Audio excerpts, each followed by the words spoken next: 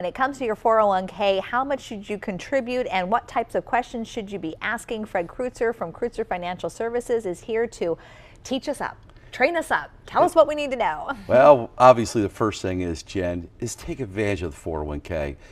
Sadly, 1 out of 5 people actually don't even contribute to the 401k, and their employers even give them a match. That needs to be 5 for 5 need to be taking advantage of 401k matches. And so a lot of people are afraid of seeing the decrease in their paycheck, and that's what they don't want to see. But Exactly, here's the but is we're looking at today, only 40% of all Americans say even have a pension plan. So we're 100% self-reliant on retirement on ourselves. So from the time we're young at the earliest job, if you got an opportunity to add to a 401k, you might have a little decrease in your paycheck. But let's think about it. We just got a tax cut. We're seeing a little bit more on our let's put that money aside. Let's put that extra money even into our 401ks if we can. And you have an example right there. Let's say someone's making $100 grand. What does this look like right here? Somebody's making $100,000 and their employer gives them 50% match up to 5%, and they only put in 3. They have at the end of the day a 7% return. They have $283,000, and that's at a small scale. Imagine if we do the full 5% match, which is what we encourage. If your employer's giving you 5% match, do at least the first 5.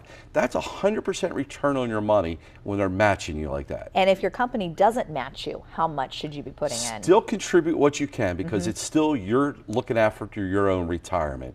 But obviously you got to do with what's affordable within your budget. But with this tax cut we just got, we do have more money in our pockets now. Let's at least take advantage of that. All right, what should you know about your investment options? Well, if you're young, we should be a lot more aggressive.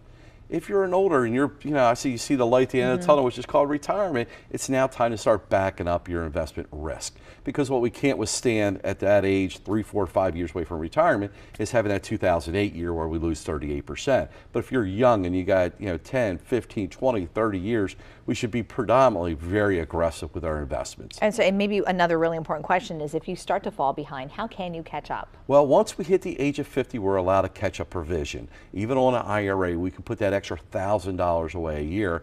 But in a 401k, we can actually put up to an additional $6,000 a year. So maybe the kids are now out of college and you're now in crunch time.